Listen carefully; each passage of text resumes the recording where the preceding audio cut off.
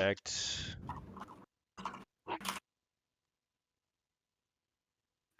We're live. Awesome. Good, wonderful. So we're just starting. I can't share my screen. Can I share my screen? Why can't I share my screen? Okay. This Discord button is broken, but the one in the stream's Q&A is working actually. How weird. Yeah. Okay, so yes, let's do a quick retrospective for no, actually, let's do a stand up for sprint 50 and then go into retrospective and then we do the sprint planning.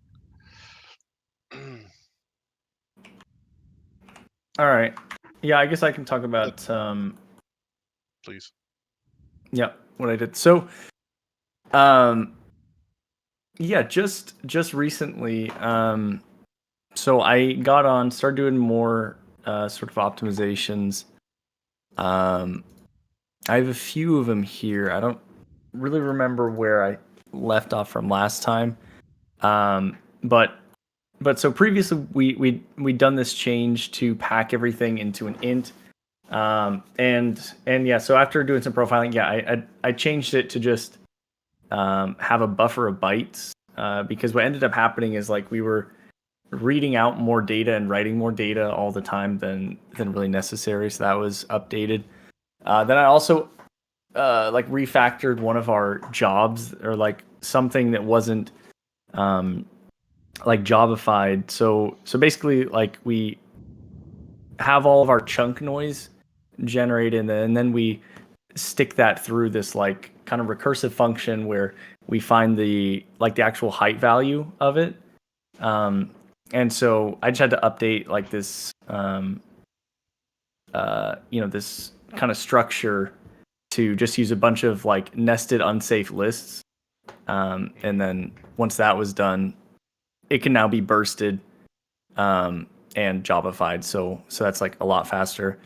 Yeah, and then I also looked at the world builder kind of system. So we have like all these systems that had a bunch of sync points, and so I made this new system group, stuck them all in it, at least the ones that are in the sim, like the simulation system group, and stuck those in there. And then basically we had this like batching system where we were grabbing these like all these entities that needed to be batched.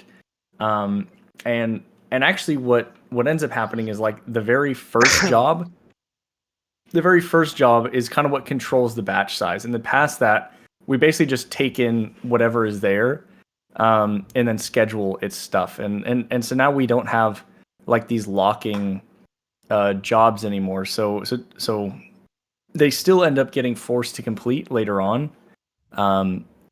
But there were a lot of kind of a lot of changes there. Yeah, then also there was the fix for the voxel material stuff. And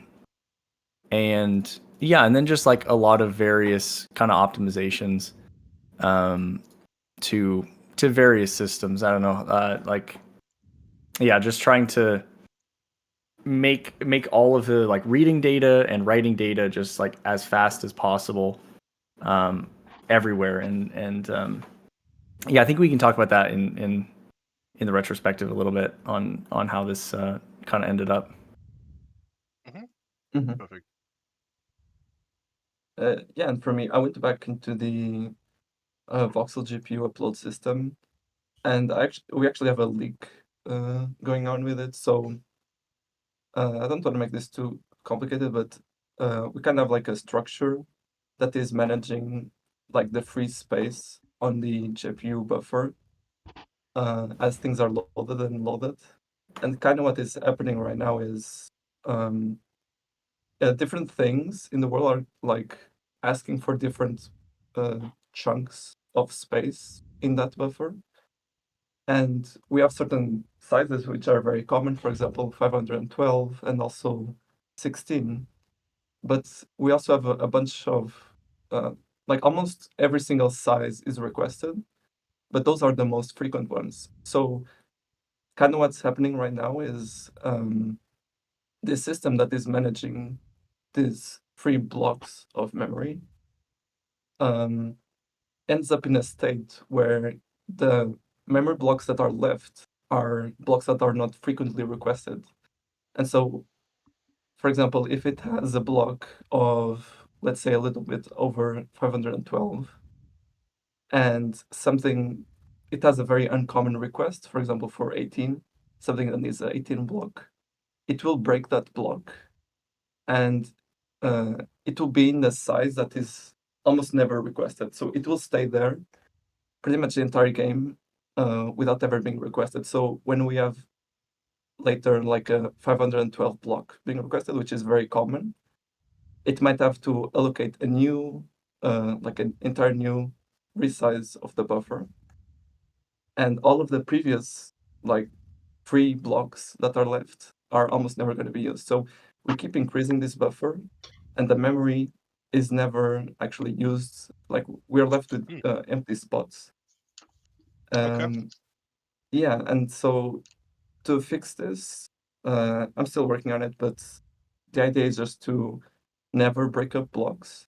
And actually, so for example, if you have a request for 512, it should actually allocate new blocks of 512. So only those will be used, or I should say, those will only be used for 512 requests. So if someone comes with a less frequent, I don't know, 52 requests or something, it will create new blocks for those. So it will never like disrupt other blocks that will be much more frequently requested. And that should fix it. Yeah, but this was like the main thing that was causing the GPU upload system to like keep taking more and more time, and yeah, like just causing a leak. Eventually, it will probably crash as well. Yeah, but this should fix it. Thoughts, Tony? Yeah, we talked about this, and it basically is exactly that. Yeah, just the way that like the memory is being consumed. Yeah, it does eventually lead to like these small, like basically unusable strides of free memory. Yeah, so so I think Francisco's idea is good. Yeah, I think I'll write a more detailed post on Tech Talk later after I'm done with it, because I have like screenshots of some of the analysis that I shared just with Tony, and then maybe we can compile it there to be more clear. Good. Okay. Then you maybe have seen it. I made a safer for the debug menu, which you can use for benchmarking scenes. It's basically a 3-story high factory with some machines in it, and yeah, we can use that to have this fly around, and yeah, maybe you wanna, I don't know, should just put it on done. Nobody has to look at it, right? Okay. And yeah, what about the story, by the way, here? I was wondering. So yes, the save file is one thing, but like this feature that it can be loaded from, we never reached that, right? We were doing other ones. Okay. So yeah, and this why don't we thing. just load this from the main menu? Yeah, we could do it also from the main menu. Yeah. Yeah. True. Main menu makes more sense, I guess. I think we need a debug menu for the main menu. Main menu, debug menu. Basically. Yeah. Okay. Oh, okay. I guess because like, I mean, if you have a lot of save files, you kind of lose your debug save file in the middle. Yeah, it's would be. I mean, this is like infinite. How many save files you can have? The idea was that you can always jump into this save file. So this is like kind of built into the game. Yeah. Okay. Yeah, maybe you can just have like a button to load debug save file, and that Mhm. only shows up when you have like a dev build. Oh, if it's only a dev build? Oh, okay. hmm Or maybe it's a hotkey or something, to unlock it. I don't know, Control Shift in the main menu and it pops up or something. Something like this. Will give you more options in the rundown of the menu. Okay, good. Then so far to this sprint. Let's do a retrospective really quick. Mhm. Okay. Then who wants to start? I'll go first. Okay. So a little bit mad and also sad, more mad about myself. Because this one safe thing I just did this morning, and I think I could have done this earlier, and probably maybe it would have helped to get this story started. So other than that, that was a weird sprint. So technically, we have not achieved our sprint goal because there's still some tasks open. But also, we added new stuff like this one here, even of whole stories, right? During the sprint. That's not how you should do it. Probably, I think maybe Kanban would have been a better option for this sprint. I don't want to have it too unrestrictive in this Scrum because if you start doing certain Scrum things, then you don't do Scrum anymore. And yeah. Then what else? Yeah, remember combat. Well, that's my thing. I mean, I have a attention span of a squirrel, so when the option arises that we're going to work on some FPS optimization, I jumped on it because now I feel a little bit better because it's not a relief, but there's hope. I can see that there are a lot of stuff which you can do to make the game run faster on potato machines, and even on the potato machine of Till we got it at least without the spikes like 20% faster. And I can feel it also on my machine that it runs faster. I still Um, reject that potato label, but go on. okay. Okay. Well, then carrot machine, whatever. um, and yeah, so and we spent like a week on it, and also identified a lot of other stuff which we can do. Yeah, this gives me hope.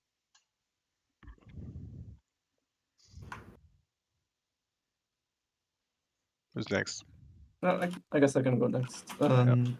Just a couple of things really. So yeah, I think we did a lot of discussing about what are the main performance issues and like a lot of different approaches to it, which I think is really really good. So we have like a good idea of how to tackle some of the bigger problems, mainly like loading so much terrain and like even in terms of rendering how we should do it, and also the order that we should follow optimizations as to not like do something that we don't really need to do or something like that.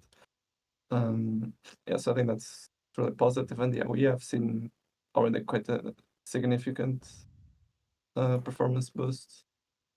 And mainly, I think like we keep finding more stuff, which is also a good sign, I think, because it's just gives us more space to improve it and improving like our current systems without having to do very radical changes, which is also positive. Yeah, and that's all. Mm-hmm. Yeah, I'll go next. Yeah, so there were like a lot of these like really big optimizations. Yeah, I think you can really feel it moving around in the game. So it's mostly CPU side for sure, but they're actually like I think pretty big. There's still a lot more to go though. Oh, this is the wrong one. Yeah, there's still like a lot more to do. Kind of both on the CPU and the GPU. And kind of with that, like the second part is that we're kind of moving closer towards some large scale changes needing to be made to get like larger gains here. Like kind of rethinking how systems work, trying out new things, or even potentially, talking about like the meshing, having meshing for terrain, or looking at it, right? Like having a color palette reduction, and saying like, like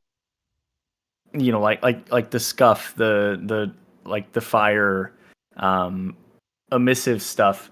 Those are basically two things that stop us from, compressing these color palettes down, so that the voxels can fit in like half an inch or even just a byte. So it's kind of like these dynamic things, and I also think that along with that, like there were some really productive talks, like realistic talks about actually implementing these things, and what the trade-offs might be, and saying we need to cut like the memory usage somewhere, and it's terrain resources, and just because we have so much terrain that like just something needs to happen, and I think that was really good. I also think it was really good to just have time to optimize, just look at the systems, and just try a lot, but along with that, kind of sad mad, it's a lot of like trial and error, living in the profiler basically, and just like finding the next thing that's taken a lot of time, and digging into it, and just trying to figure it out.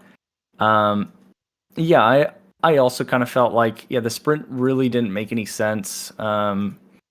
Like it was about FPS optimizations, and in the end, we did a lot of that. And like the couple things we had, they weren't really stores beyond this like benchmarking one. The other ones are just kind of whatever, but really the planning for this, could have just been, like we're optimizing, and that's it. Yeah, but I definitely agree that it doesn't super fit into like the Scrum style almost at all, for to have these like weird sprints. That's what I think. Yeah, and from my side, I can only confirm it's great to see the game getting kind of slimmer and leaner, and performing better. It's good to if Friday night Tony showed me his latest build, where moving around was just so much smoother, and just seeing the frame rate go up, is a great feeling. And I think I want to add to what Tony said about, there's also like a content related discussion around performance, of course, and I think that's a super interesting conversation that we still need to have about like certain elements, if we really want to have them, or if they're maybe for the sake of performance, and also for the sake of, maybe they're not that big part of the core gameplay loop, and of the core game, that we can sacrifice them for better performance. And I think that's a super interesting discussion. Sure. Yeah. Well, in the end, I mean, you can have like the most complex game ever, and it potentially being fun, but if it can't run on your computer, then what's the point? Right. Yeah. True. Yeah. And Okay. for example, like we have this like amazing, awesome fire propagation system, and we talked to Aaron about designing this new capsule, and like just like literally just one half of the picture is just like a flaming inferno.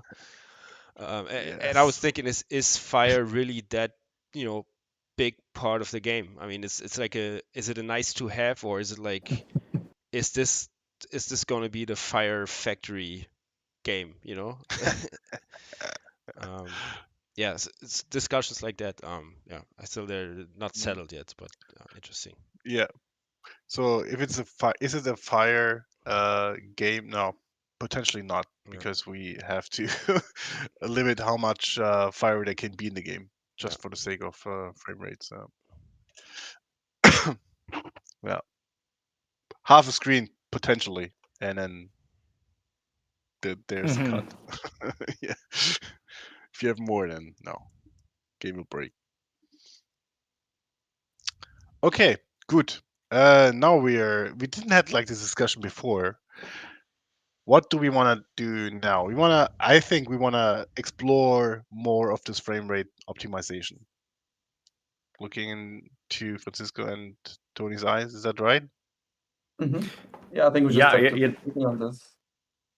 yeah, There's yeah, yeah, still more things showing up or things to deal with. Hmm. yeah, yeah. Because I don't think either of us really hit like a stopping. Okay, we found everything.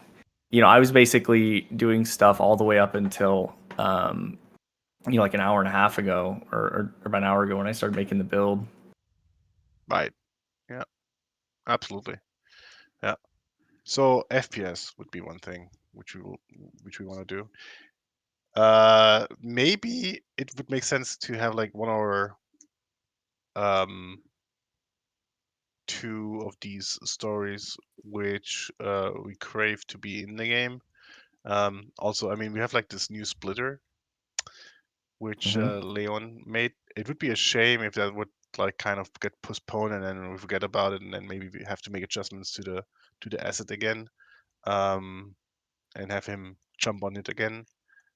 Maybe the splitter would be nice to do. I was thinking of fuel would be also nice to look at, and maybe even continue working on combat, because we actually said, well, we want to do combat and let's stop doing combat. At least have something in every sprint. We haven't any last sprint. So what is your opinion? I mean, I kind of feel like we still need almost the entire sprint of optimization because we Yeah, really only did like 5 days of working on this. true. Okay.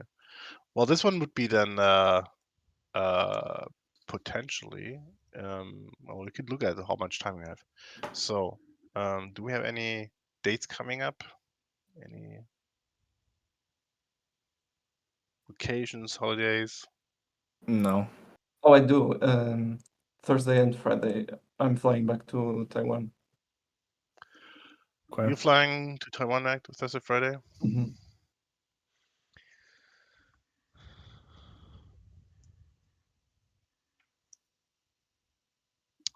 Okay. Do these hours still apply here? So suddenly we're in I believe summertime. so. That's Um, yeah, yeah, yeah. yeah. Okay. Then the sprint goes till check my calendar. 14th, May 14th. Okay.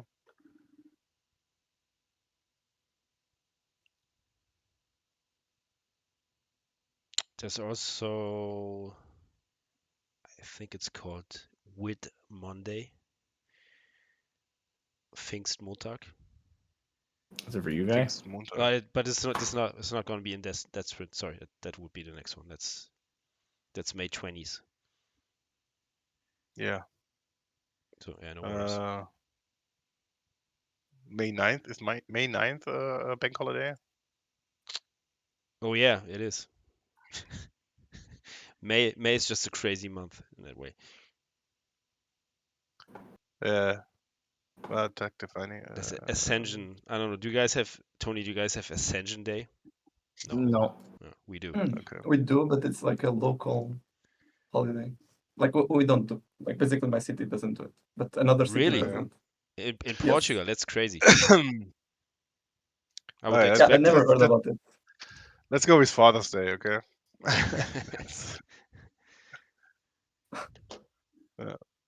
Politically correct. Good. Okay, I only have like yeah, almost 2 weeks. Should be enough. Yeah. Okay.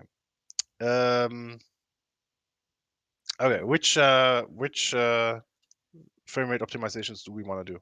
I would say greedy meshing. Okay, so the kind of I don't know if we had this talk after last meeting or before, or like in the first part or second part, but basically our idea was kind of like someone is working on the lazy load for the terrain, Mhm. and the other person might be starting on the meshing, Oh, it's but only for the competition. terrain to see if that helps with it. Yeah. So basically, a Like competition. doing it, no, kind of, but like because our idea was like we need to do the worst case for meshing, which is to have updates every frame. For example, if there's like terraforming going on, if there's destruction going on. So that's kind of what we need to benchmark against. Yeah, so someone might be working on the lazy load, which is to keep it in like voxelized, and someone else is working on like the entire process of meshing and getting it ready to use and benchmarking that. Yeah. Yeah. All right. Oops. Reloading. And the other one is greedy meshing, but only terrain. Yeah, I guess terrain Yeah. might be I the mean, most common use yeah, case. yeah. We don't need for So anything else. The Is world size still in the discussion in terms of how it's related to performance, or maybe it's not, and then it should be fine. yeah, it's world I guess size. it's somewhat related. Like it affects both approaches Hmm differently, but yeah, I mean, if we have meshing, I guess the size doesn't become as much as an issue. Hmm. Well, we come to kind of a bottleneck for the GPU memory, as understood, as how the scene, how big the scene is already. But with meshing, that kind of goes away. A lot of it. Hmm. True, true. Yes, yes, yes, exactly. Yeah. Yeah. Then we can revisit the world size after that. I mean, if we say greedy meshing is an option, because then we could go in and say, okay, I mean, we can even say forget the chunk loading system, right? Because then if you have everything in memory already, you don't need chunks. Potentially, yeah. Oh, oh. Mm. Okay, what's the benchmark worst case? Updating every frame? What do you mean with that? Like taking a terrain chunk, turning it into a mesh, doing, I don't know, colliders, everything that needs to be done to have it ready to display on screen. And like benchmarking, having it update every frame. Oh, got it. Okay, so if you make Because changes that, to it, etc. yeah, that's So the that Yeah. potential. you see because of spikes, basically, right? I would say even like, I don't know if we should try like every chunk on the screen should be doing this as a benchmark. Because Why not? that's exactly like the worst case possible. Hmm. Hey everybody, Yeah. Adam. Maybe the chunks can even get bigger. I know how this should work.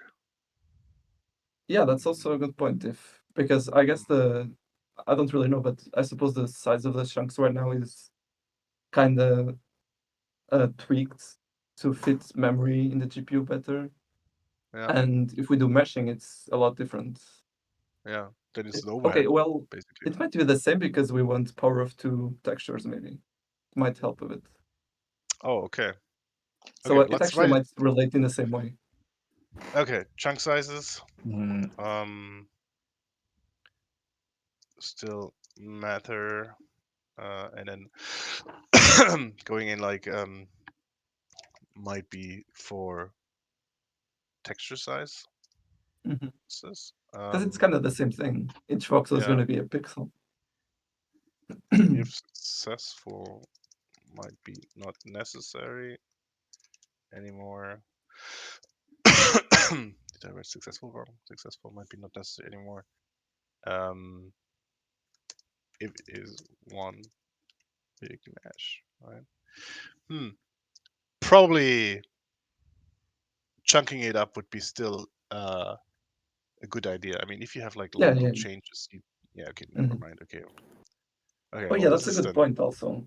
yeah. It- Okay, well There's then going to be a let's write balance. down these. Yeah, Mm. let's write down these points. Oh, I can't go back. No, I can't go back. God damn it. Ah, mirror crashed on me.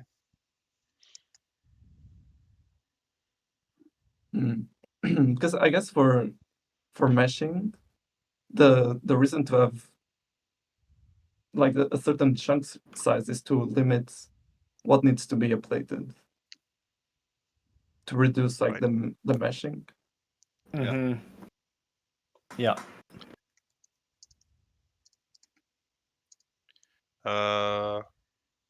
Favorable, and then we say y. Did I write favorable for? Okay, favorable. I thought with you. Okay. So for textures and for having local updates.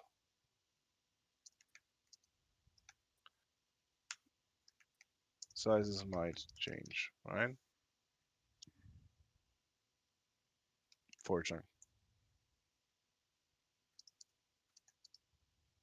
Okay.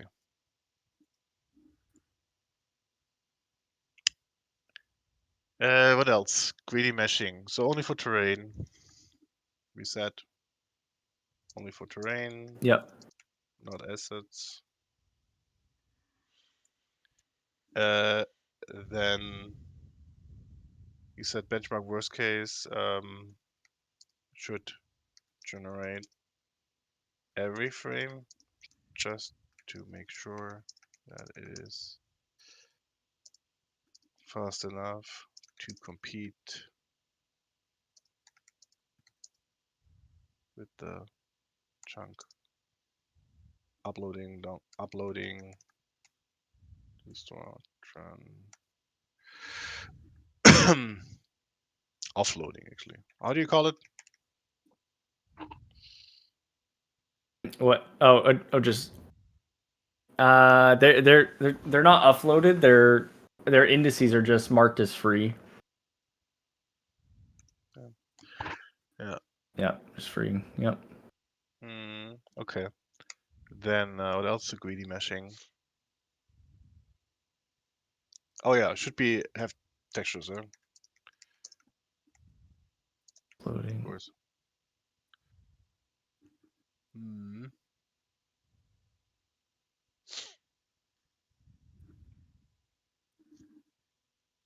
I mean, there's many approaches how you can do greedy meshing.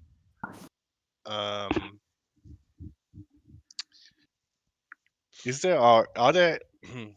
Can we use any libraries which are out there who can do that, or any? Is there any white papers out there on how to do it best?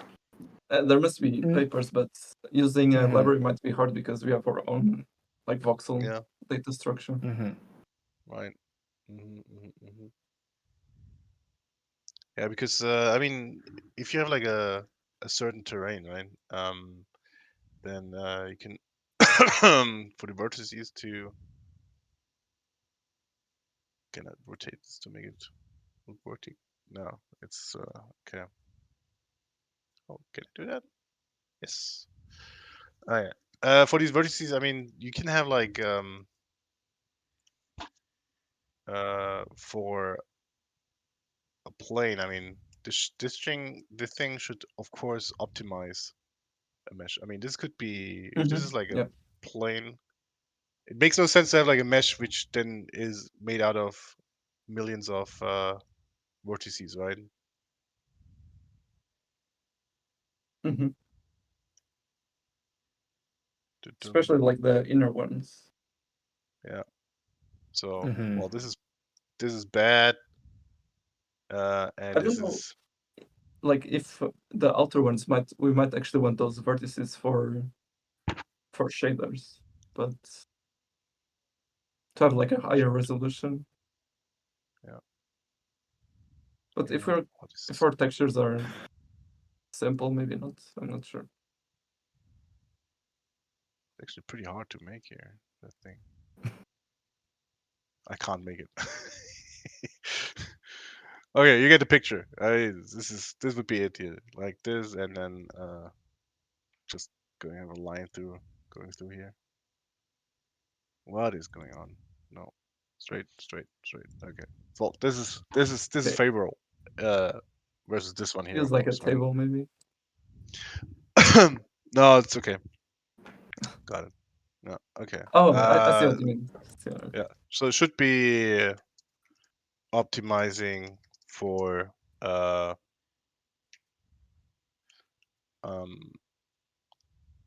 the most or the less possible vertices.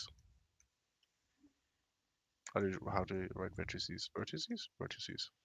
No. Vertices. Okay. Mm. Mhm. Yes. Without becoming slow. Okay.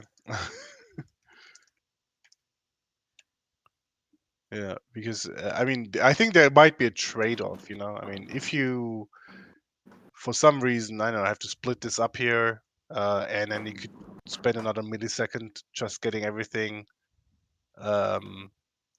optimized, or you just upload it and it's done in half a millisecond or something, you know, Mhm. then fine. Yeah, and I actually wonder that because I mean this is like something that is so optimized at this point in the GPU. Like The just uploading rendering. of vertices or what of Yeah, meshes? Yeah, probably. Yeah, but whatever it's we're something we doing, have I to mean, this try should for sure. be whatever we're doing, this should be way faster. Yeah, because at the moment we're sending this here all the time. Yeah. This is so hard on the on this bottleneck. Well, Yeah. No, that works a this bit different. yeah, this is still not what we're doing. Yeah, that's what I Ours, said. Yeah. No? no, ours are just like this. They're like they're just cubes. So everything's cubes, even if it's Yeah. you know, no matter what it is, it's a cube that has the exact same number of vertices all the Well, a time. cube. Yeah, that's 12 vertices, right? For Yeah. a cube which hovers in the air, basically. Oh. Okay. Yeah, well, yeah, but all I'm saying is it's like for every terrain chunk that's 12 vertices, to render the whole thing. But yeah. So as of right now, we're not doing like some naive meshing or anything. It's completely different. This will be like a completely new thing. You say per chunk 12 vertices. Yeah, it might be more than that because we need normals for every direction. You mean voxel So- or chunk? Chunk. Chunk. Well, chunk Yeah. has how many voxels in it? I don't know. It's 75 by 75 by like 100. Right.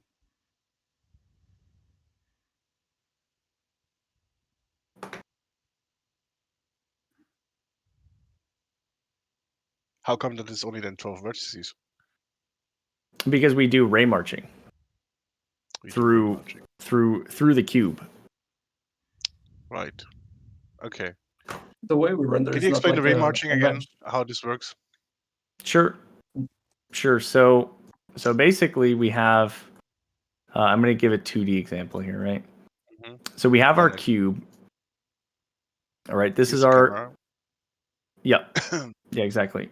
Okay, so this is our cube, and basically it has a grid cell structure, and this allows us to have like a sparse kind of layout. Okay, so basically when we are rendering, let's say this ray, we start kind of at the edge of this cube here. So this is like yeah, basically we start right here, right?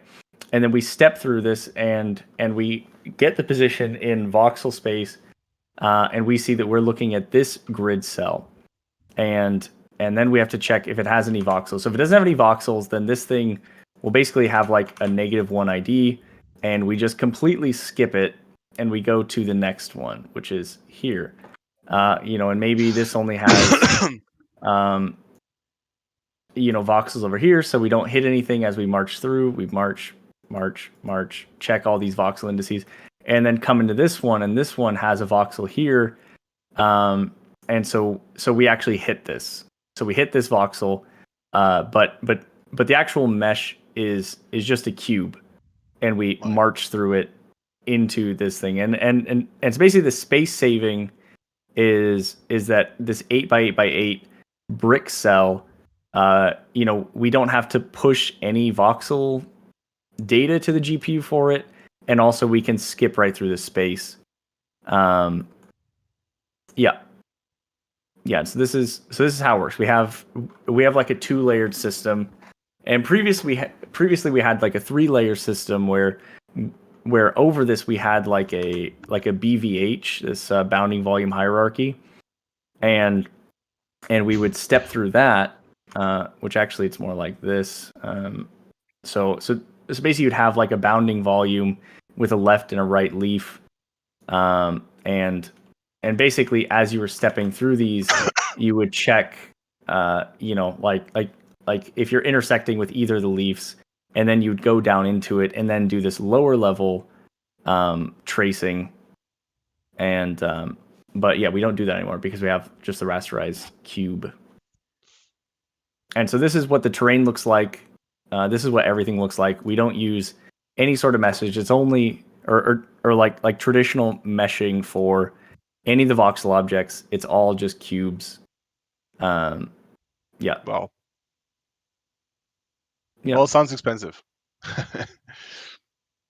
Yeah. It is, but it allows for like a lot of a lot of interesting stuff for sure. Yeah. So looking at the current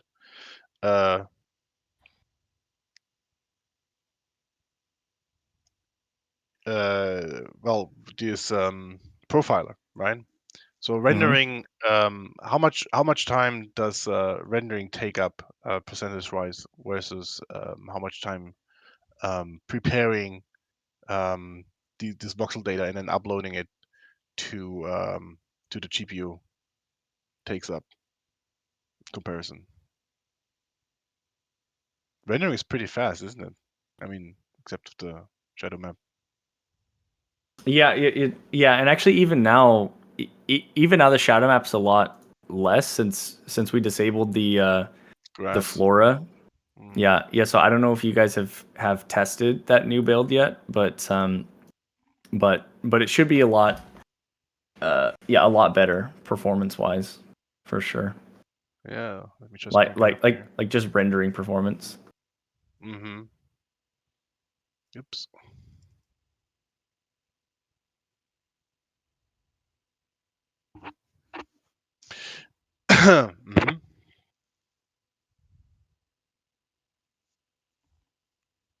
Just gonna deviate here from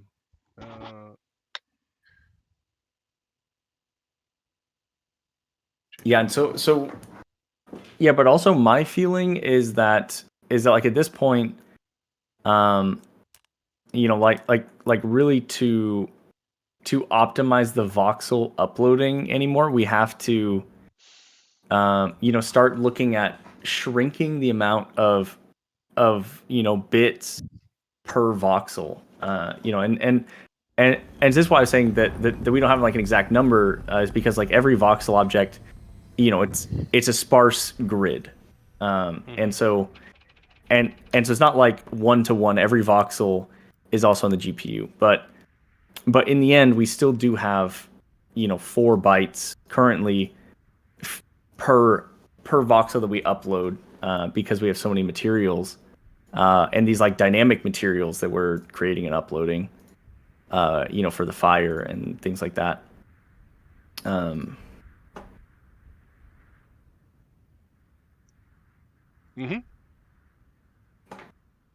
Yeah, and so sort of, without saying, we're going to limit the number of materials that we have, and kind of half the amount of voxel data we have to push, or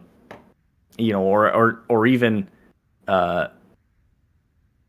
quarter it, which would be down to, like just a byte, which I think is like kind of standard, but again, then you can't really do that much with it. Yeah, but shrinking it any amount, would be huge, because all of a sudden then it's lighter on the CPU. It's also much lighter on the GPU to actually push it over. Right. Okay. So there's benefits. So There, yeah, for sure. okay. Yeah. So I'm flying around here with this this build you provided. Well, this is excellent. This is excellent. Yeah. But sometimes I reach. I can see the chunk loading.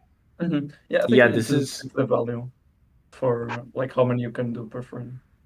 Yeah, I might yeah, have yeah. said it too low. Oh, this is this thing. Yeah. Okay. Yeah. Yeah, and Well, if you also, yeah, I also think changing it, to basically only like we re-implement the actual lazy loading where like we don't even push the interior of voxels until they're needed, then that'll also be like huge. Right. Oh.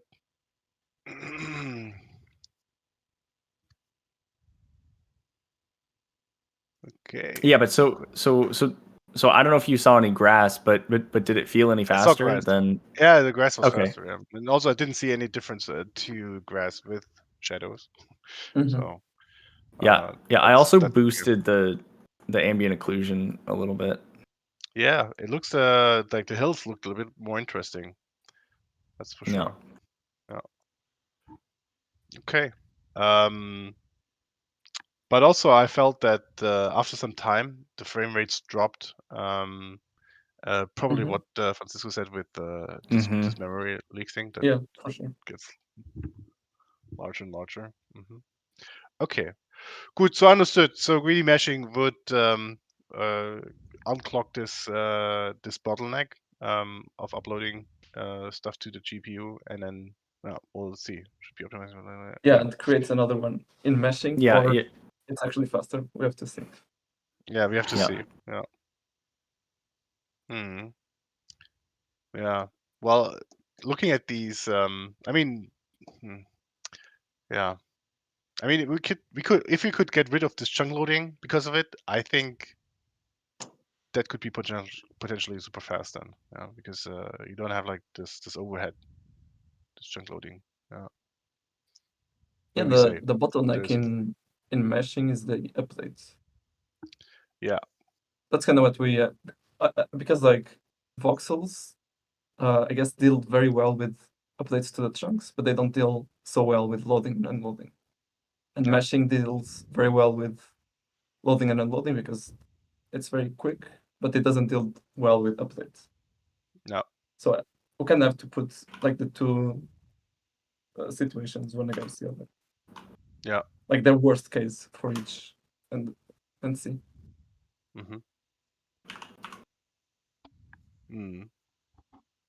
Yeah. Then again, I mean, it would not be fair to maybe generate every chunk all the time. Because you could also go in and make these chunks smaller and smaller and see how they perform then, So like these changes make them even more local. If that is a bottleneck. So there's still possible optimization for the 3D meshing idea, but let's go down this route as soon as we see how fast it performs. Okay. Good. Yeah. Then, anything else to add for greedy meshing?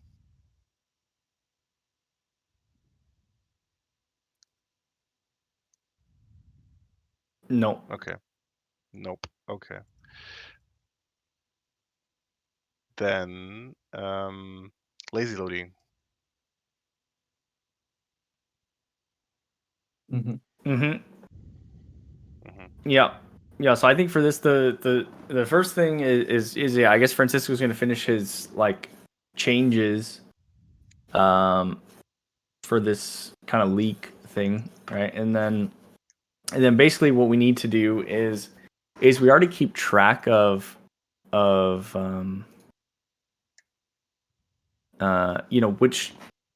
which terrain pieces I guess are rendered on top. One of the bigger problems I guess is like it's not 100% accurate because like yeah, I guess something might be a cliff and so just because we see that these are all on top, right next to this could be way down here, and so actually this and it could be even further, this could be like a cliff next to like the bottom of a lake or something. And then we still need to render all this at some point. Yeah, and I think that's why it is the way it is right now. Where it still pushes everything. Could we add some kind of metadata to what air is next to a solid voxel, and then just go by that? So you get kind of a cloth laying on top of the voxel data. I'm not really sure. No, So for example, okay. Wait. Let me show this visual guy here again. So this is a nice green. Okay. Then okay. So this is some world, right? And we have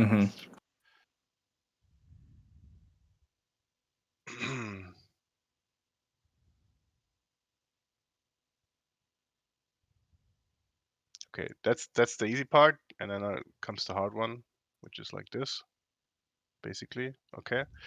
So this is like the visible part of the voxel world when you look from above. So here's basically the player, camera, view, point, whatever. Okay.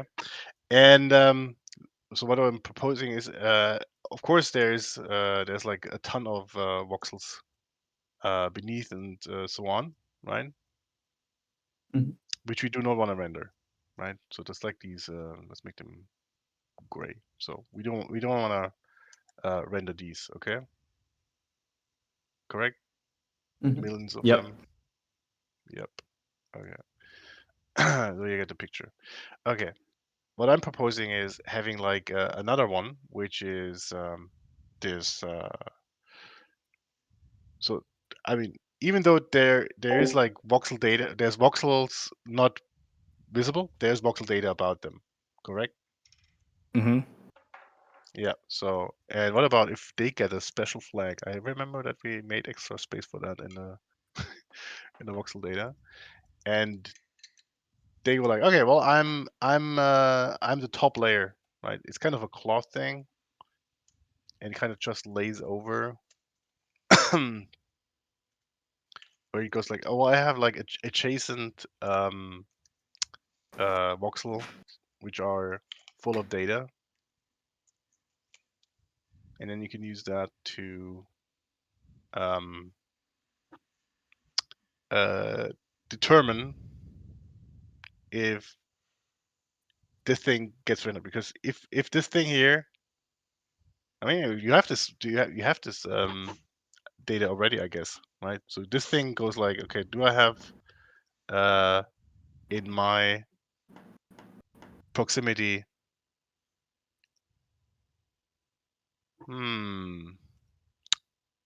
Actually, there could be caveats, right?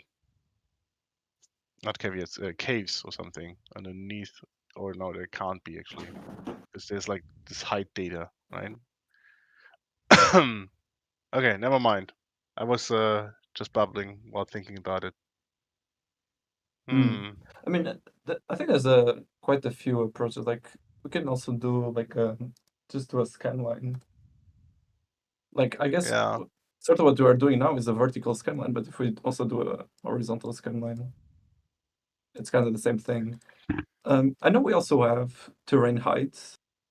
So maybe just from terrain heights, we're actually able to identify these specific cases, but I'm not sure, even if we know of them, what can we do about them? Like we have the terrain height map. We kind of know, okay, this one's very low, this one's very high, and they're neighbors. So it's kind of obvious something's going on here, but that's not really enough.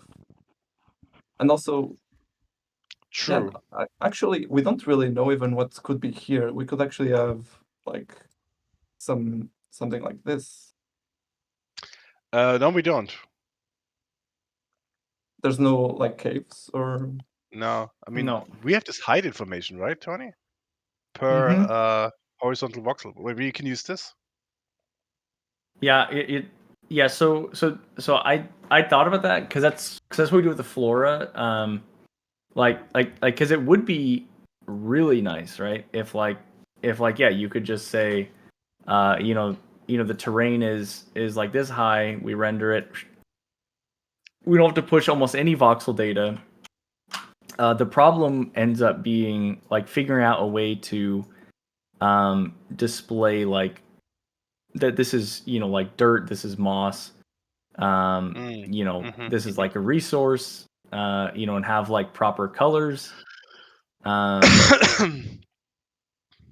Yeah, So I don't know if I mean, it's like yeah, this would be like the terrain height information. Yeah, I think you're already explaining something one step further. Sorry for that. So it would say, well, this is like terrain height. This is 9. This is 1. And you just go like, okay, what's the difference between these two? And you go like, okay, well, that's 8. So I have to render. I have to upload like these 8, or no, these 9 voxels here as a voxel data, and just prepare these so they get highlighted as upload worthy, basically. Okay, and a new example here. but there cannot Yeah. be any gaps here, even like with terraforming. No, they're not. No, there can't be any gaps. No. Okay. We had this feature. It was like a full-fledged 3D voxel world. Now it's a 2.5D actually. I'm just thinking like It even might. if we have explosions or something, so we always force the terrain to go down. Yeah. Even with terraforming and everything. Yes, and everything. Yeah, because I mean, otherwise, how does a player with the isometric camera be able to look into it? Yeah. I mean, if it's like a crater, you can kind of see, I guess, like some, like a, I don't know how to describe it, like a pocket in the terrain or something. Yeah, it's we had this discussion like a year ago or something. Yeah. Okay. Yeah, because it creates a lot of problems having like these caves. There's different terrain data in there. I mean, there can be an ore patch down here which you have to unearth or something. That's all possible still. I mean, you can see that when you terraform and then you have like these different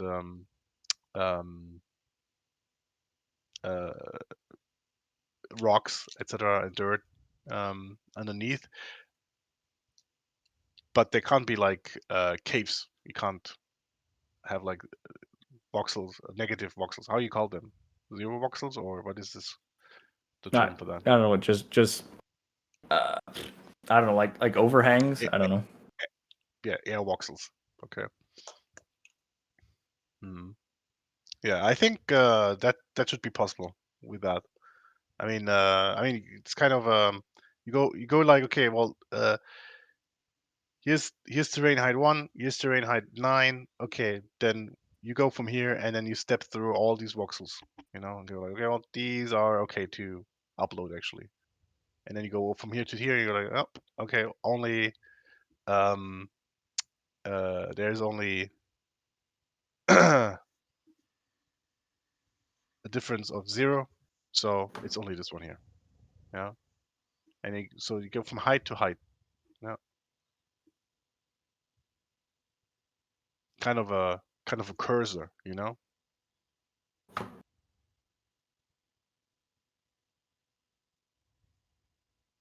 Does this make sense? Yeah. I mean, so it also will have some other problems like these lines I drew. Like if there's a chunk border, then it also requires this one to be generated here. And then also this is potentially fairly expensive. I like it'll still happen on like an 8x8 by 8 kind of thing, because that's just the size that we upload in um for the brick map, and Yeah. so basically we would have like an early out Yeah. Well, in I don't any think sort that of it is going to way be. here. I don't think it's going to be expensive because I mean, situations like this, where you jump like this height, they're rarely the case, right? I don't. Most of the time, you go like, oh, it's the same height, it's the same height, it's the same height, and then maybe like only one voxel or two voxels of height difference. So this could be, I think, fairly fast. Yeah, considering that you have like millions and millions of voxels underneath, which you normally would pack and upload to the GPU, which you don't have to do then. Yeah. Yeah. All right. Okay. So let's say height map is maybe something, might be something. Yeah, and we do have the terrain heights already. Yeah. How you call it? Height map or terrain heights? Just in height map makes sense. Just in Yeah. the code, it's called terrain heights. Okay, let's call it terrain height. Might be something which can help in identifying. How do you write identifying? God damn it. Identifying voxels for upload. Yeah, and then you would have like this really thin layer of voxels, right? Which you would upload to the GPU instead of like these huge chunks. Yeah.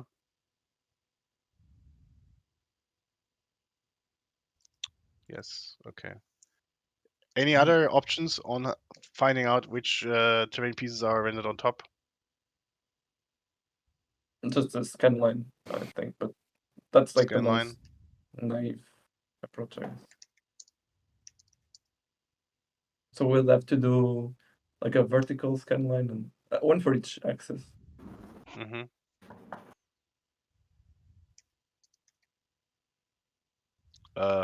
One for each. You have like 3 axes: Mm-hmm. vertical, horizontal, and what is the other one? Twice On that, horizontal. but XYZ. X, Y, Z.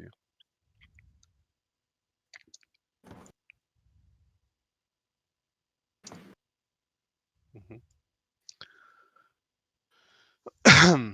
Okay.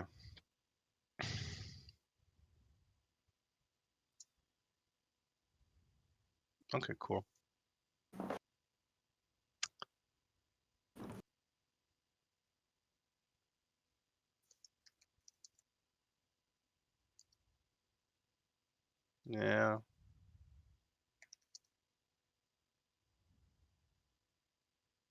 Yeah. Okay.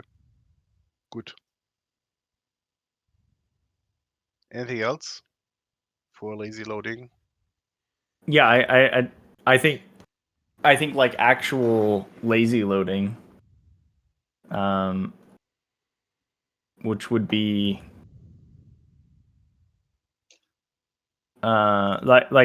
like for when these terrain pieces are changed, I guess. Because I suppose this would then have to be done all the time. This kind of height check. Yeah. So anyway, basically re-implementing what we had before, which was like the like loading of GPU data as soon as like array hits it, as soon as it's hit, and we don't have it, then we have to like then push it onto the GPU. How is it done yet? How is it done now? So we have so when you have like terraforming going on, I mean, it's not happening on the GPU, right? Yeah, so basically we find like the changed indices, and then you have to push those bricks back over. But only those bricks. You don't have to change, like the entire structure or anything. It's Right. only these specific bricks that have changed. Okay, but how is it done now? How is it done at the current state? Do we upload the new chunk, or is this done, or how do we do it? How do we do that? Yeah. I mean, yes, I guess so. Yeah, for Yeah, there's like for an immediate terraforming. template. For to it. terraforming, Yeah. yeah, that's how we do it. Okay. Mhm. Well, then it's nothing changes, right? So you only get like a lazy loaded terrain back to the GPU. Yeah, you do all the terraforming on it, and then with the voxel data, and then uh, have the lazy loading go through it as another step, and then upload it. Shouldn't be any changes, right? Yeah, I actually think you are right. Yeah, because I'm pretty sure anything that's terraformed is like should mostly already be loaded. Yeah. Mm. Okay. So let's say potentially terraforming would be, oh, that's hard. Affected, affected, affected, affected, affected. There's a great video about it. Terraform might not be affected as it just is done on the voxel data and then has to be processed by the lazy loading function. Yeah, basically. Yeah, it just gets uploaded in.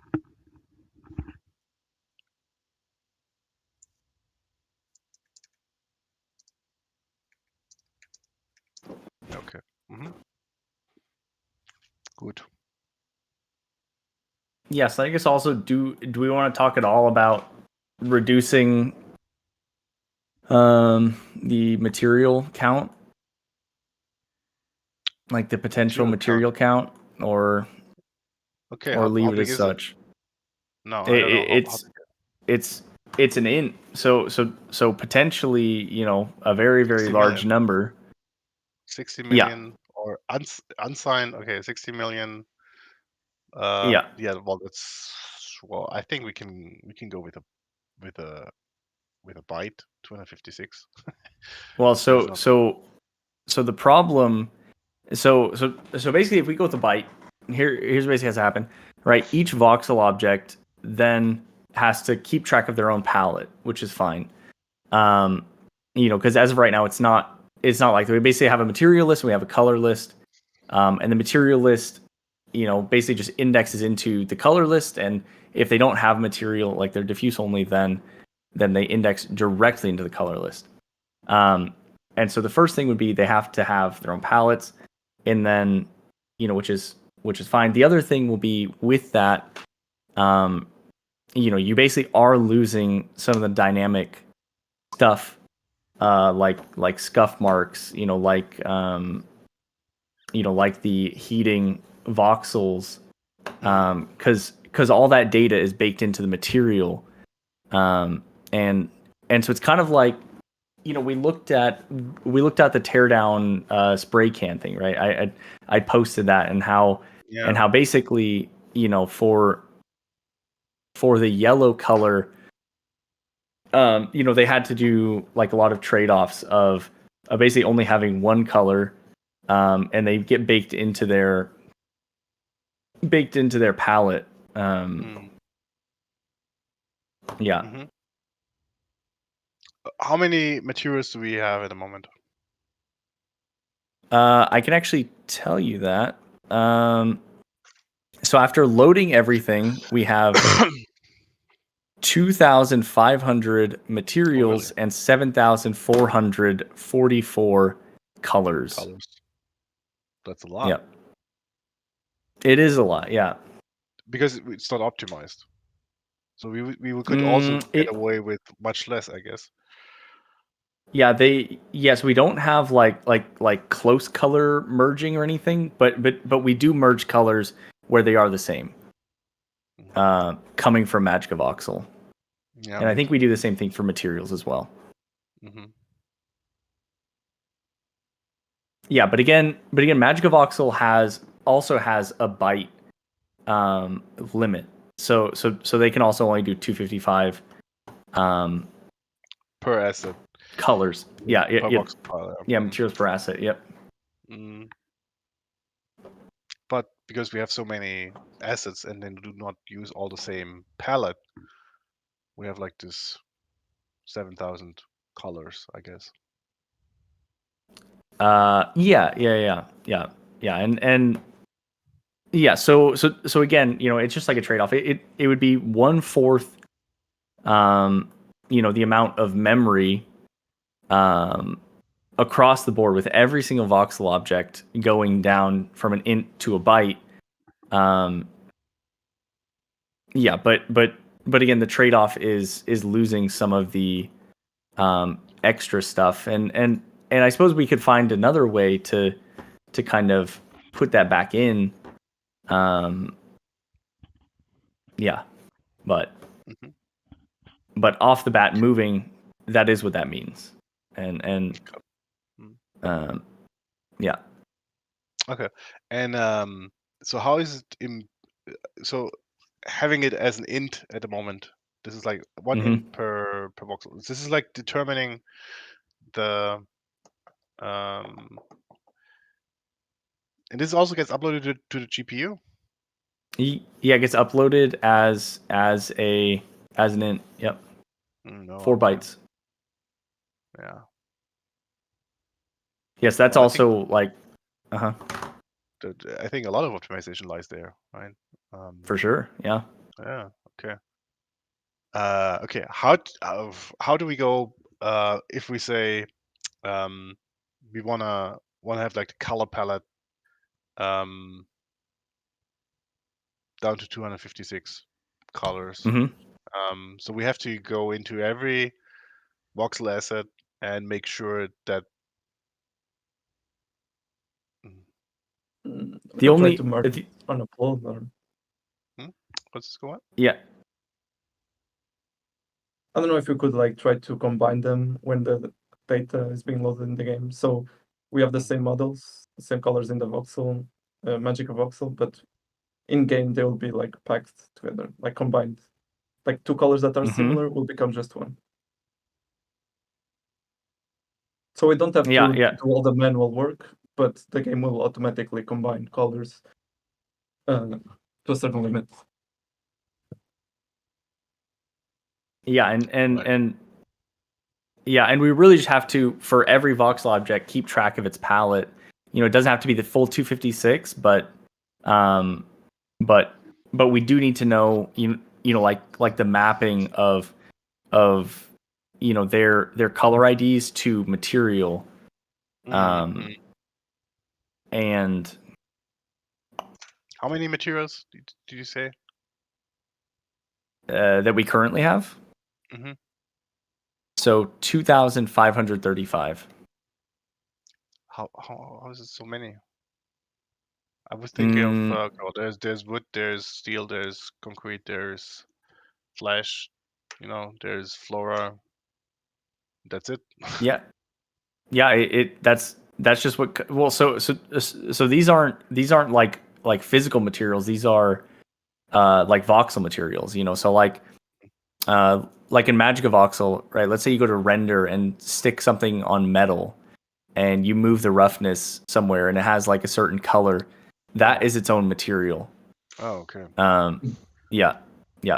So Yes, we this could is go specifically in for and rendering. okay, so we could have that unified somehow too. We And how? mhm. Yeah, we wouldn't need to unify it at all. We just have to like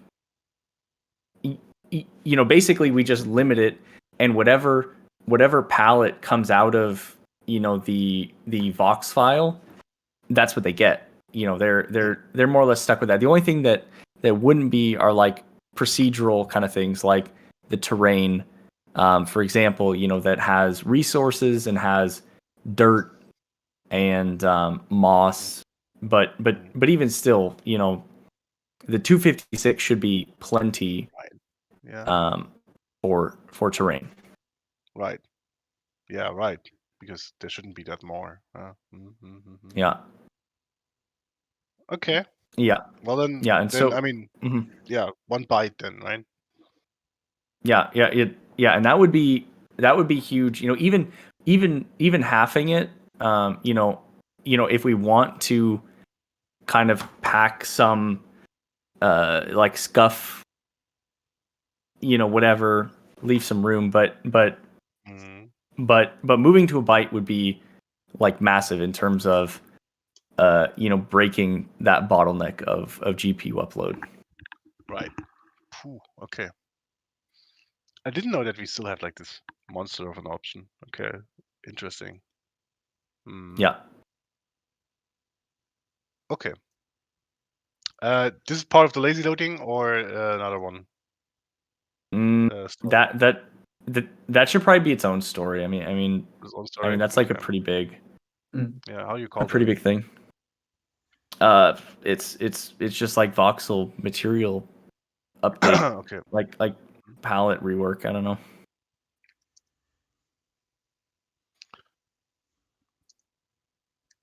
Rework. Okay.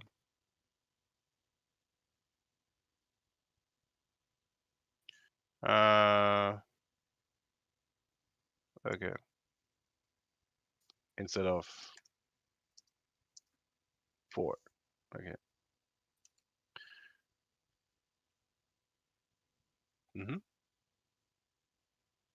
Sounds so easy. But what steps do we have to take to make it 1 byte instead of 4 in detail? Yeah. So basically, we take all the stuff that comes in, and well, so I was gonna say we just have to remap it, but it actually has to go over to the GPU in some way. Yeah, the GPU or the CPU? The GPU. I mean, we could even probably still keep the lists and then push like something else, like some sort of a remap. But so basically, in the end, like while we're doing the Vox importing, we keep the material IDs basically with exactly what comes out of the Vox file. And so they'll get a palette. Their brick map material ID goes from int to a byte. We just update it some other places, and just change how it's uploaded. We have to remove some of the values, for like scuffs and whatnot. But that wouldn't be too bad. Yeah, and then basically as well, whenever there's destruction, we have to move that pallet over. So anytime anything's destroyed, it should get the pallet from whatever it came from. Yeah. What do you mean with from wherever it came from? So like let's say you like shoot a guy, right, and like part of his face falls off, then its palate needs to come from the face, right, from like the base head where it fell off. Yeah, so we don't like grow anymore, we just reuse it. And okay, well this could potentially alone cut the upload time to a quarter what we have at the moment. Yeah, maybe not that much because we still have to do some stuff in like this remapping. That's not for free, I guess. that would be like only once. Yeah, that'd be only done once when we're parsing it. Oh, okay, cool. No, and potentially 1/4 then. Okay, that's interesting.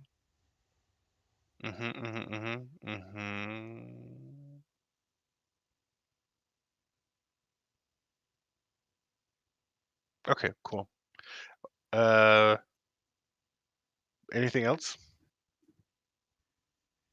No, I mean, no, really. This should be enough, right? Yeah, but I guess like the biggest question is this something that we want to like jump into, because it can be done.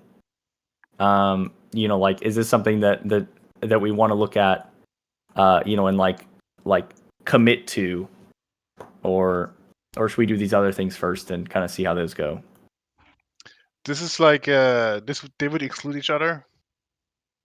Not really. It's really just like there's such a large trade-off with this, that like it will be beneficial, 100%. And I think that honestly those trade-offs would be worth it, but there are like guaranteed trade-offs,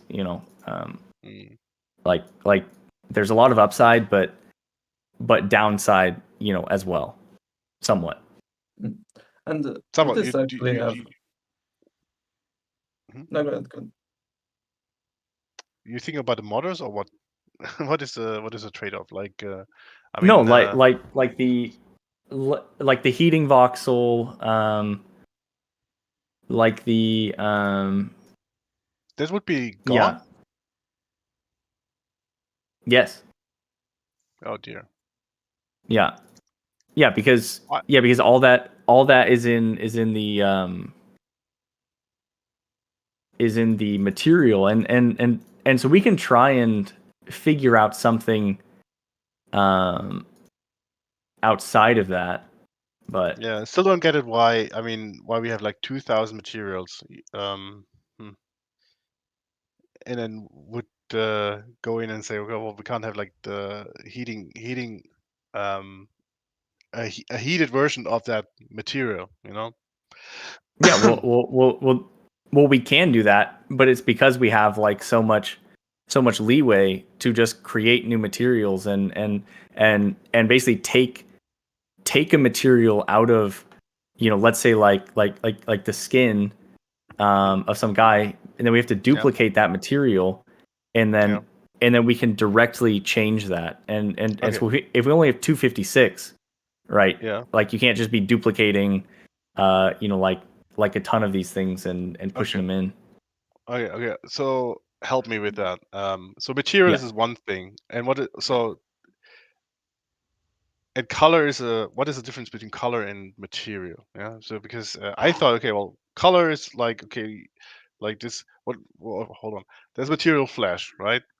And when I make it yellow or skin color, then I perceive it as skin. But you're telling me that here. Let me.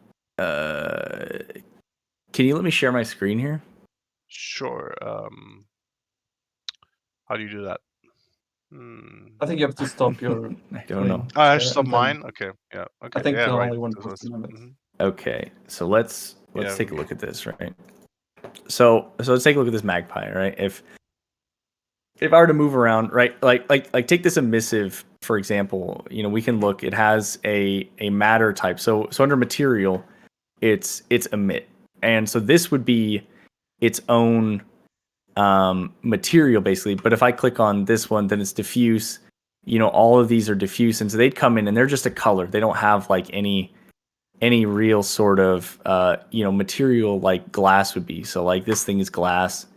So this would be a material. Whereas all these would come in just as colors, unless, you know, we'd say, okay, this is now metallic, you know, and kind of changes a little bit, and then now this would be a material, and all these other colors are just colors.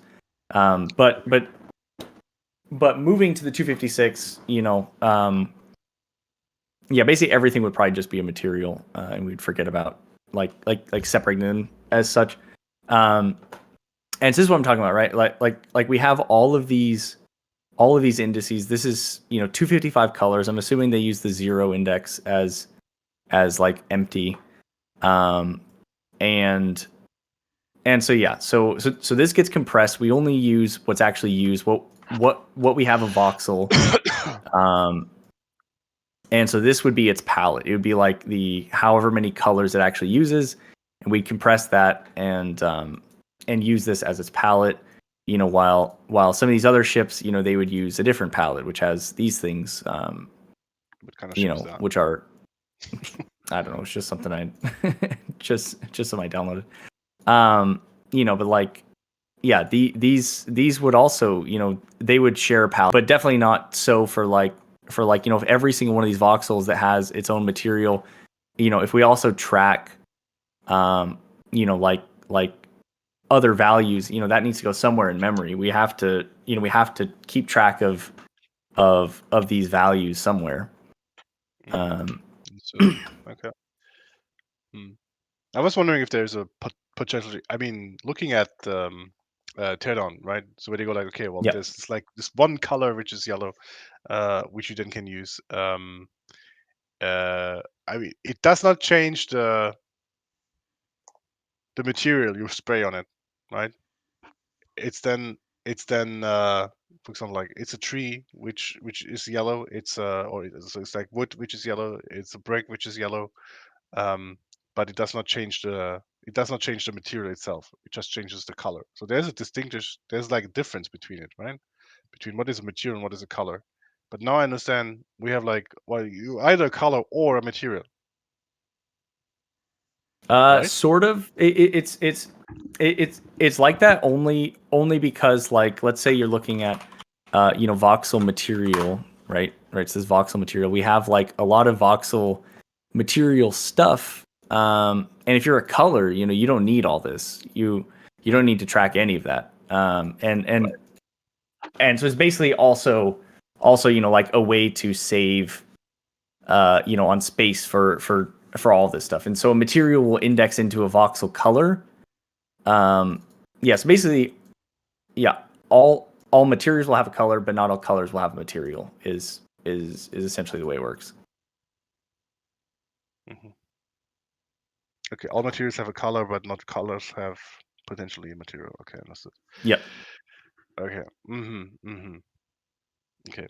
So, I mean, what about if we not going down to a byte with 256, but a word which is, I think, 65,000 something?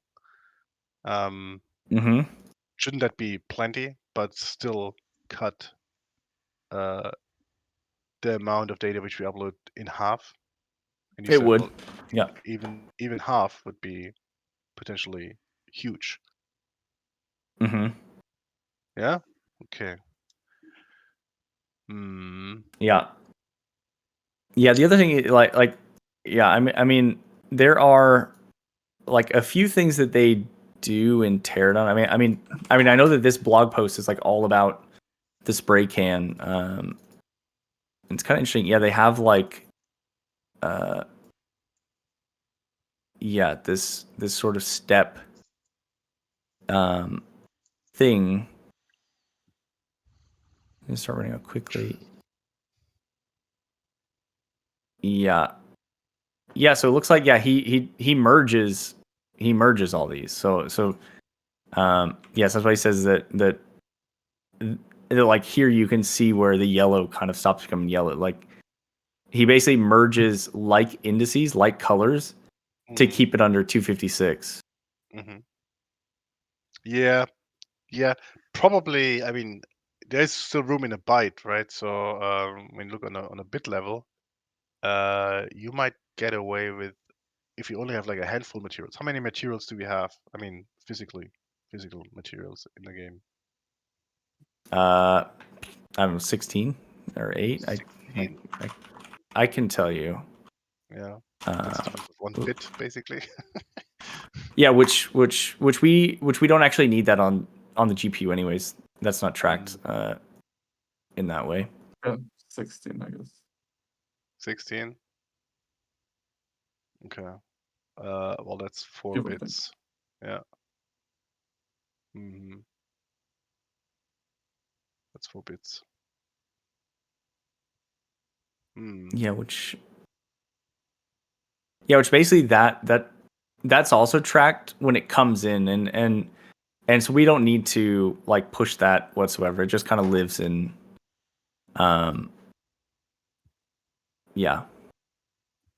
lives in, on the CPU, and not even per voxel object or anything. It's linked to the initial ID, the initial material ID. So that would also need to change a little bit. Okay. Well, let's make a decision, I would say. Let's go for the word, the 2 bytes optimization for now. And then we have to have a discussion about the priority in which one we wanna. As I understand, if we have like this greedy meshing, this one would be futile anyway. Is that right? Yeah, I was wondering If about that. Oh, sorry. I mean, No, I mean, this is also for all the assets that are and so on, right? It's not only for the. it is. All It right, is, cool.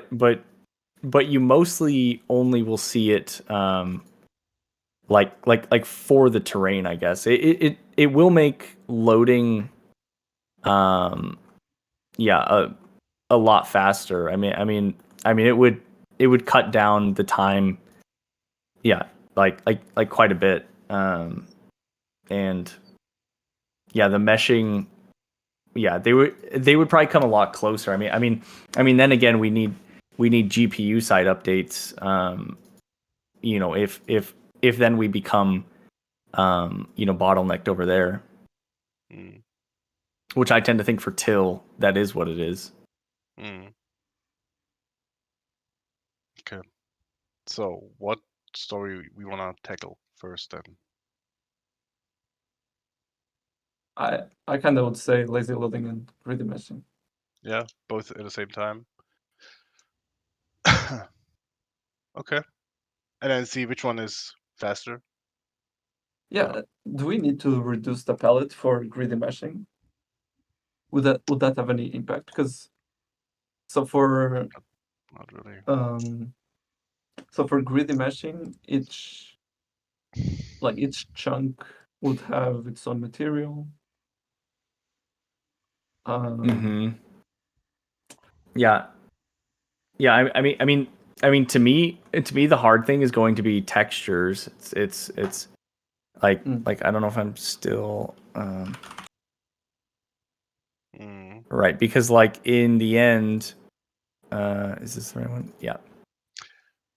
I mean, the good thing is keep going. Yeah, so this is this is our shader here. And we basically need every single one of these to come out of a texture instead of the voxel data, because as of right now, like while we're doing the tracing, we get every single one of these coming out of the voxel material. And so since they're no longer going to be coming out of the voxels, we will need all these to be in textures. Yeah. Yeah. Yeah, we really need to have a good system for generating these textures. Mm-hmm. And then keep Yeah, them. and I mean, not throwing away them, right? So, I mean, if you have them generated once per chunk, then you do not throw them away unless there's something you want to change on it. Correct? when They'll there's updates. yeah. Everything will just sit there until there's an update, and then you'll have to update the texture again. Everything. Yes. Yeah. Maybe not Mhm. everything, but Yeah. Mm. Okay. Yeah, and Good. probably the bigger obstacle we have to see how to handle is like with textures, you have to apply them, and you have to apply them on the main threads. So either we have to figure out a good system to spread this apply between frames, or like I feel like there was like a way to have this some sort of a synchronous apply going on, but we have to look into that. Mm-hmm. Right. What about else with texture generation and greedy meshing? Do we have to? What about the AO? Do we have to take care of that too? No. No? I mean, yes, you can like put it in the. Yeah, I wouldn't think so. No. No? Okay. Yeah. Yeah, That should be automatic, I think, right? well, I guess it wouldn't be like we could do like an ambient occlusion map as well, like another texture. Mm-hmm. Oh yeah, Which okay, we basically that's just make from like looking up like how many voxels are surrounding and kind of like where it is. We just basically draw a whole new texture, or we can just see how it looks with the screen space AO. Yeah. I mean, something which you can also deliver afterwards if we don't think that it looks good. Have you seen this video here Mhm. with this one guy optimizing it to the? Mm-hmm. Yeah. Okay, you've seen that. All right. on this. Yeah. You've seen it too, Francisco? Mm-hmm. Okay. Yeah, I think this one you sent it to me Mhm. previously. Okay. Yeah. Yeah, that's one of the interesting technique, but I saw a lot of people pointing out something interesting, which is the overdraw that could be going on with that. And that especially affects like older GPUs, and by older is not necessarily that old. Probably Till's GPU wouldn't like that. Mm. Like drawing things over each other. Right. Okay. Good. Then, well, in that order, I would say, right? Yeah, and You we wanna? also have like a bunch of different things, like random systems, which also cause like spikes in performance. So there's the HPA build system.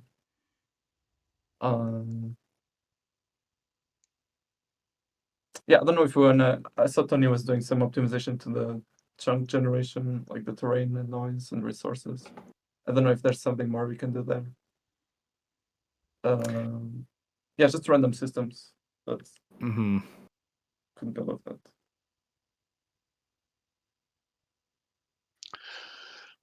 And there's also the like still in ray marching. Like, is there shader optimizations we can do there? Yeah, I I mean, haven't really had the time to look at. Mhm. yeah. My feeling is yeah. I mean, there probably still are, right? Because we wrote that, did like small things, but then since then like haven't really went back through. I have a feeling it's not like the perfect implementation yet. That's really my feeling. Although for now, yeah, I still think the Flora is like the most expensive thing. Mm. Mhm.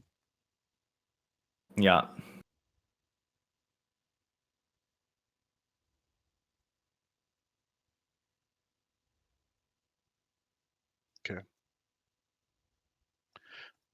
we also have like this benchmark scene thing. Mm-hmm. Yeah, is that fine? I mean, are we still in these 2 week time frame if we have this in here? It's just to make sure that we can benchmark our progress. Yeah. And Francisco had like remarks on having like this frame rate overlay, something kind of a tool which we can activate in the debug menu. Yeah, I would say, I mean, not calculating the frame rate every frame, but like every second, of course. Yeah, and go, okay, how many frames have been produced in that second? I think that would make sense to yeah. show. Mostly, I Yeah. just favored having like a third-party thing like that for like MSI Afterburner or something like that to handle it. Just because having it on the Unity UI has some costs with it, but Yeah, because it's going to but be like then, I a mean, string constantly updated. And, yeah, but I mean, you're testing it against another benchmark where you also have these costs attached to it. So yeah, we're talking about. I mean, it should be milliseconds or something, right? It should not be too much. I mean, if you do it every second, okay, and then it should show highest peak, lowest, and the current frame rate. So from when it was started, and you can activate through the debug menu. Yeah, and then we have like this automatic benchmark camera, so kind of circling around the scene. That would be cool. So to get some movement. I mean, like the camera moving around and then forcing the chunks to load. And then while it performs this, we have like this frame rate overlay, and then can kind of track the lowest and highest frame rate. And then when we have that with this save file from the debug menu, we have a benchmark on how good we're doing in optimizing the game. Yeah. Is that clear? What it means? Yep. Okay.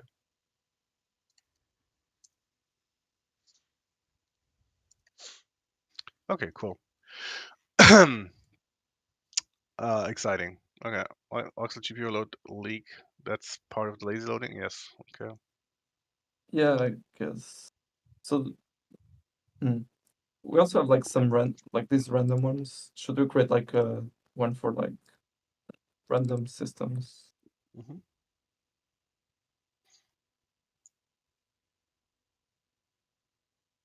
Random system optimization. Okay, which random systems? For example, like the HPA builds has some Oh stuff yeah. going on. Mm-hmm. Okay, let's put it down here then. Um, I want to make sure that Sure. we get this here in these 2 weeks confirmed. Yes. Okay. Anything else from up here? Vertex pulling. What was vertex pulling again? I picked that one up.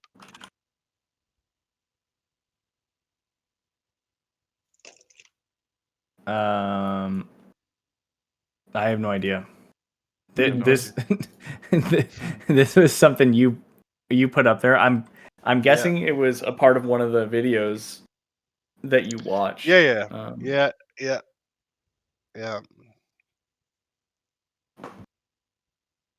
Let me. I was fascinated about this. I have to watch this video probably again to and report back what this actually is. Okay, good. And then for these stories, their tasks. You want to do the sprint planning 2 by yourself? Figure it out how to do that, or should we do it now?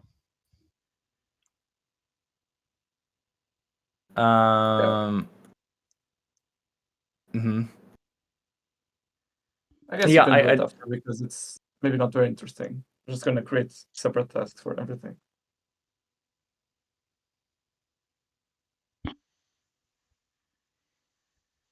You concur, Tony? Yeah.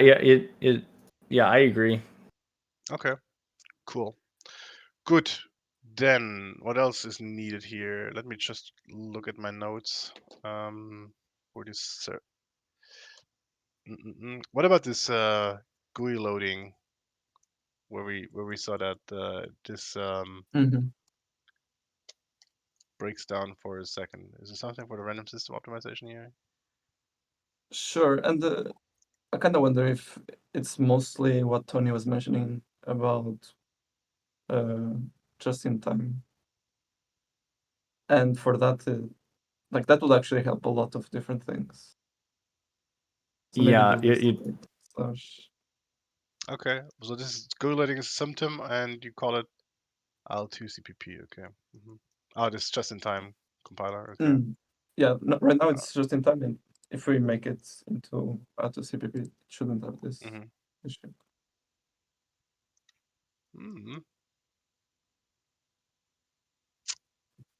Yeah, doctoring around on this voxel engine reminds me of this this story. I don't know if you remember this this blog. What was it called? What the tag? No.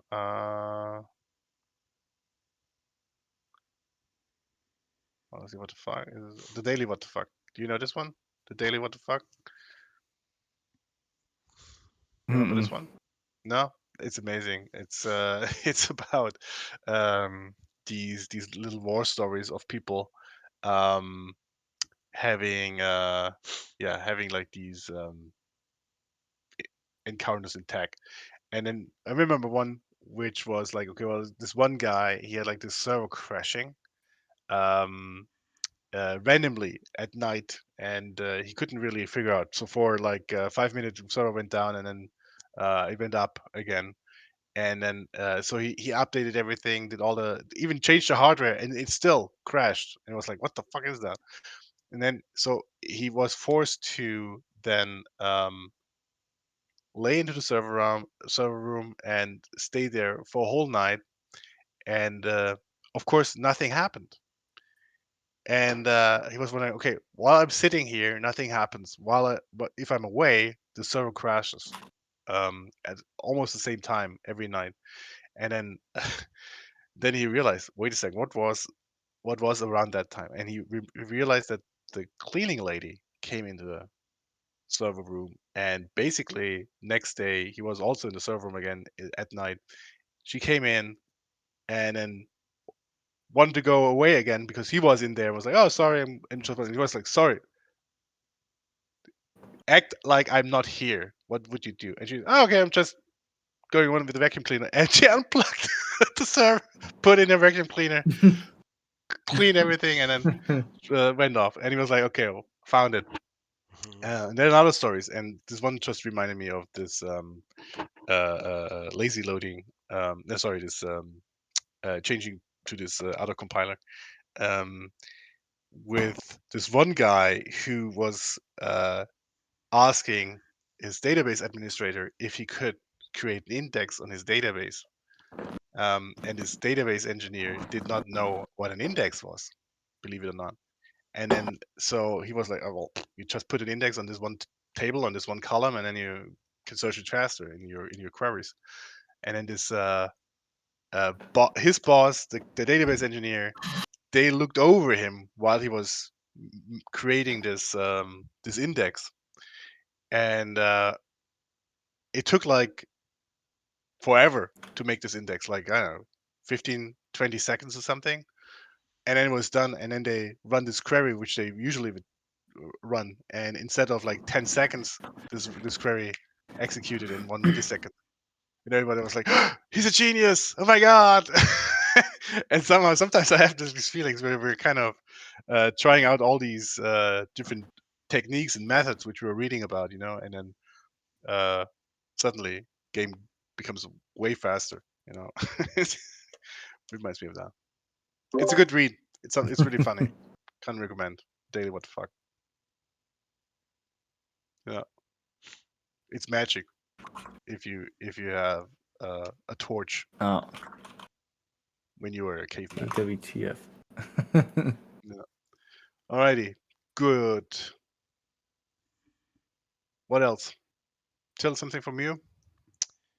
No. Alrighty, good. Well then, I would say we are going to have sprint planning 2, or you two going after sprint planning 2, and then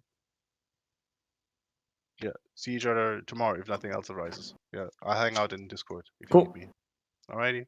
All right. Good. Thank you, All right, everybody. perfect. All right, thanks. Thank you. Bye-bye. Yep, bye. Bye.